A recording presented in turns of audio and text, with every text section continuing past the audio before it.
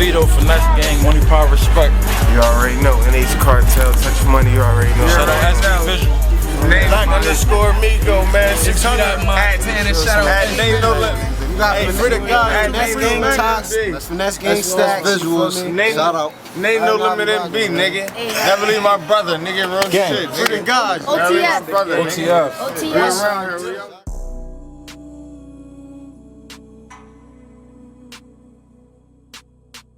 It was just after 2 in the morning on March 14, 2018, when gunfire erupted on Wilmington's west side. The city was quiet, the streets mostly empty, when a sharp burst of shots rang out along North Broom Street. Inside one of the row homes, a young woman named Tatiana bolted upright. At first, the sound was disorienting, but by the second and third shot, she knew exactly what it was.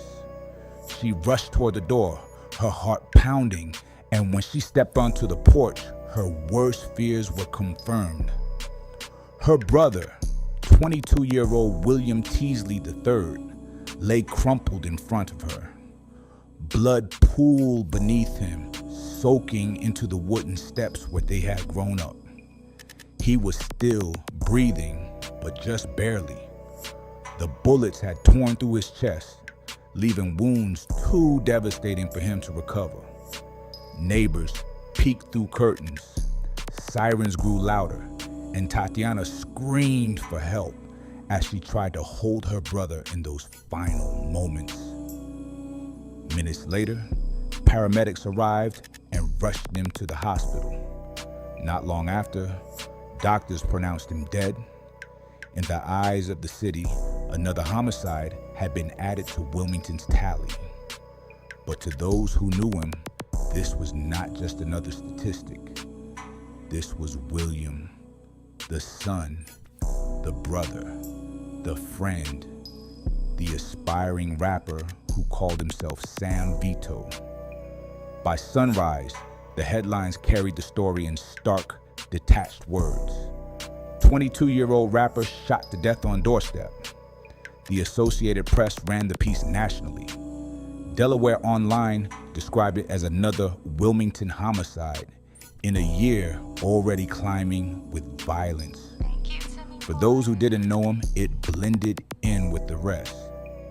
But for his family, the headline didn't capture anything close to the truth. William had been trying to make a name for himself, building an identity as Sam Vito in a city where music was more than art. It was survival. He was young, driven, and starting to get noticed locally.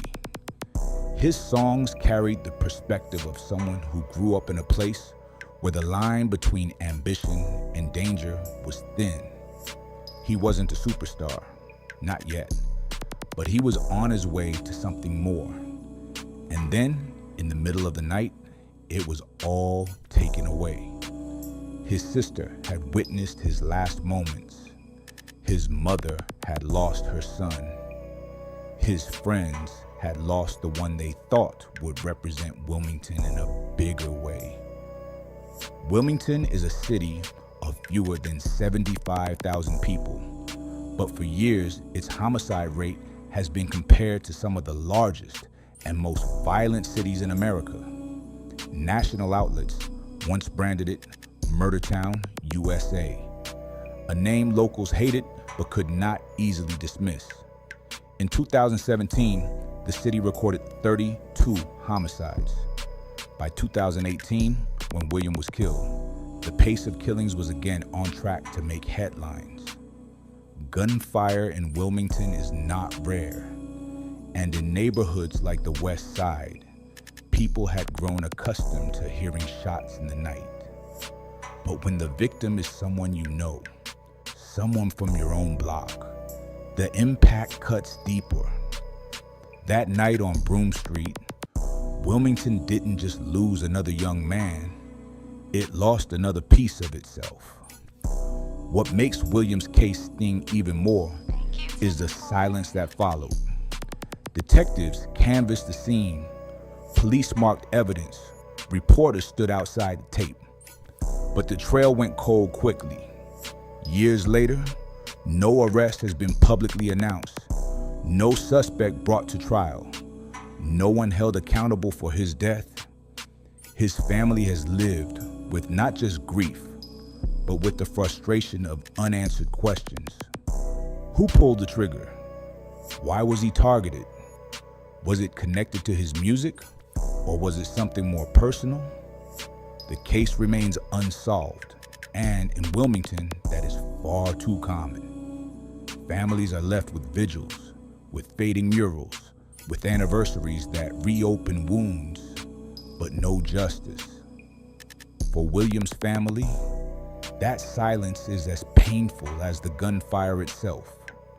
To understand how much his death shook the city, you have to understand what he represented.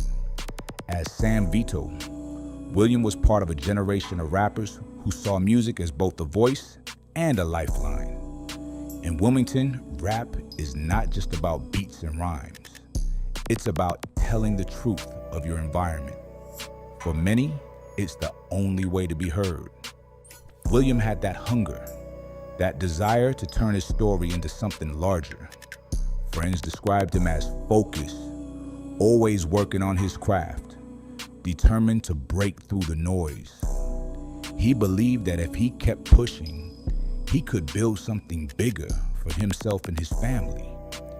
His murder didn't just end his life. It ended the possibility of what could have been. And yet, William's story is not the only one of its kind in Wilmington.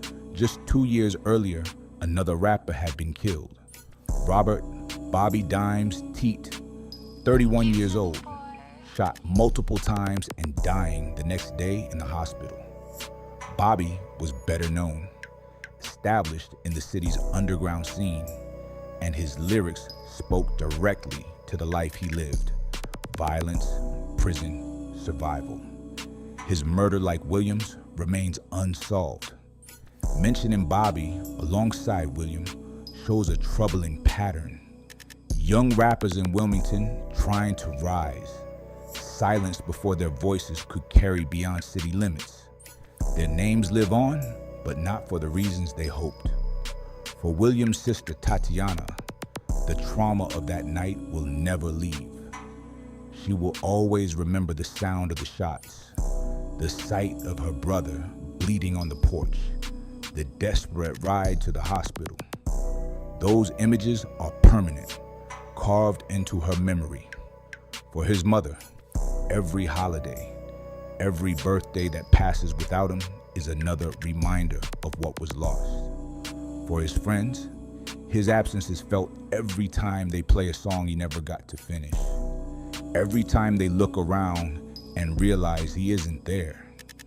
And for Wilmington, the murder of Sam Vito became another example of how fragile life is here, how quickly potential can vanish, how dangerous visibility can be for young men chasing a dream. The question people ask is always the same. Why? Why did this happen? Why him? Was it jealousy? Was it personal? Was it simply being in the wrong place at the wrong time? The truth is that in Wilmington, answers rarely come. What remains are theories, rumors, whispers in the streets. But what's undeniable is the loss. William's death robbed his family of a son and a brother, robbed his community of an artist, and robbed himself of the chance to see where his music could have taken him. At 22 years old, he had his whole life ahead of him.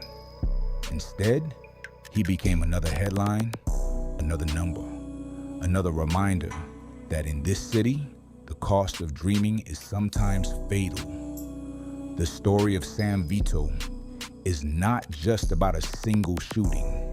It's about the larger reality of Wilmington, where young men with ambition are too often buried before they can reach their potential.